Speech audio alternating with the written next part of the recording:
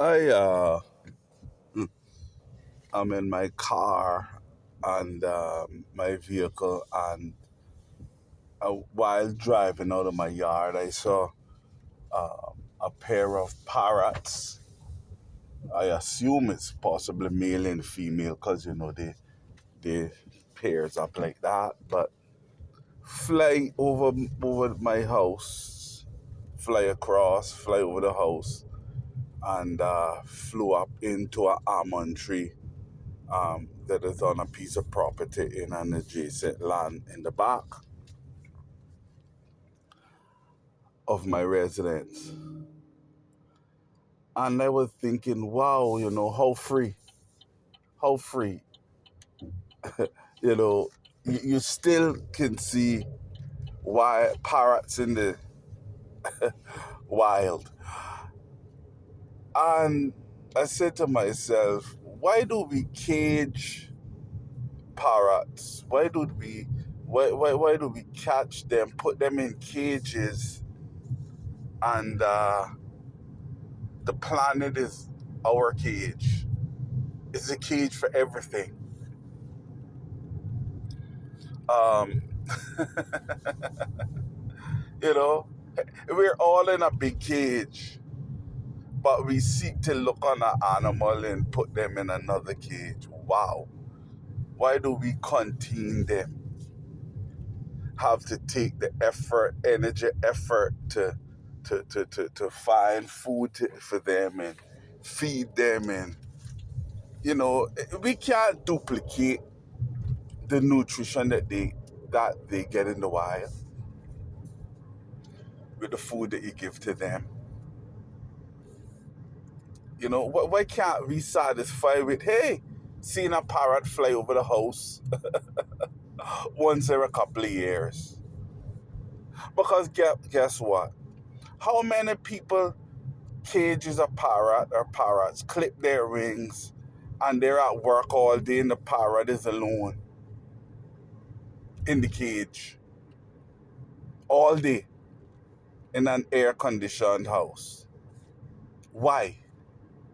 When they come home, they have no time for it. And even if they do take the parrot out and play with it and whatever, put it on their shoulder or make it walk around the back of the couch, it's still not free. It's not free to be what it was meant to be.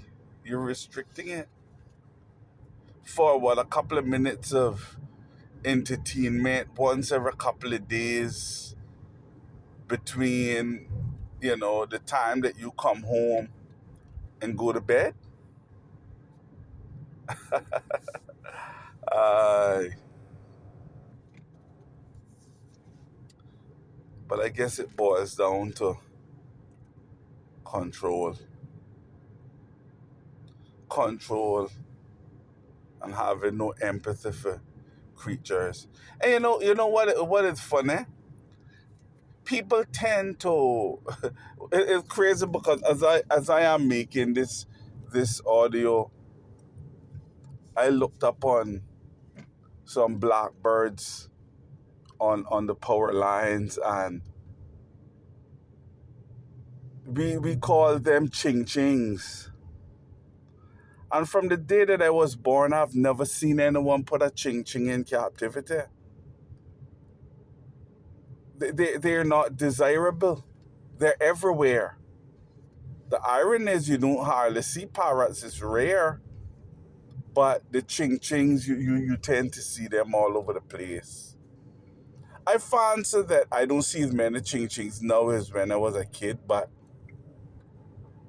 they're still around. They're still a fairly common sight. But no one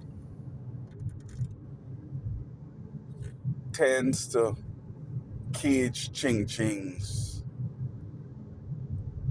I wonder why.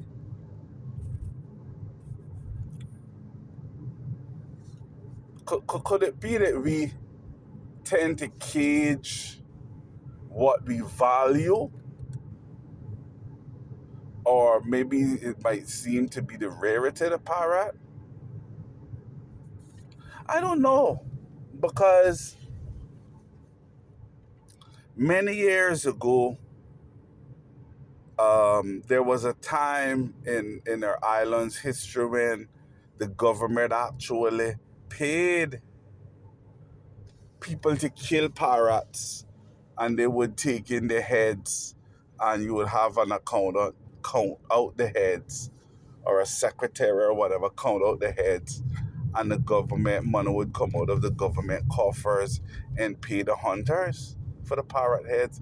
That is how numerous they were in the past. But even then, there were people who would capture the parrot and have them as pets in cages. So it couldn't be rarity. So I assume it's maybe aesthetic. I don't know. But could those same principles apply to life?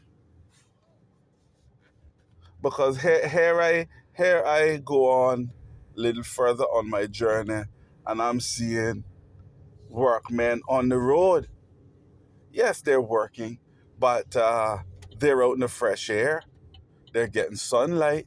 Yes, the environment, it can be harsh. It can get hot at times, of course, and really rainy, and you do have to contend with at times mosquitoes and flies, because I know what it is. I've worked out in the elements before, but yet they have a level of freedom of movement,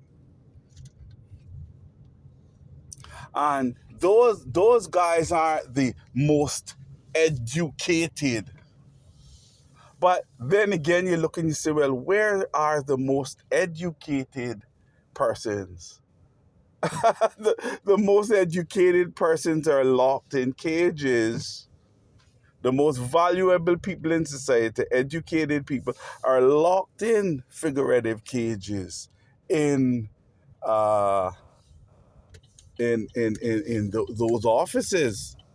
They don't get sunlight. They're chained to their desk in many cases.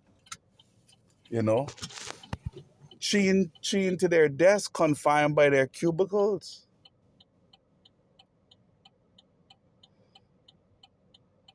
Wow.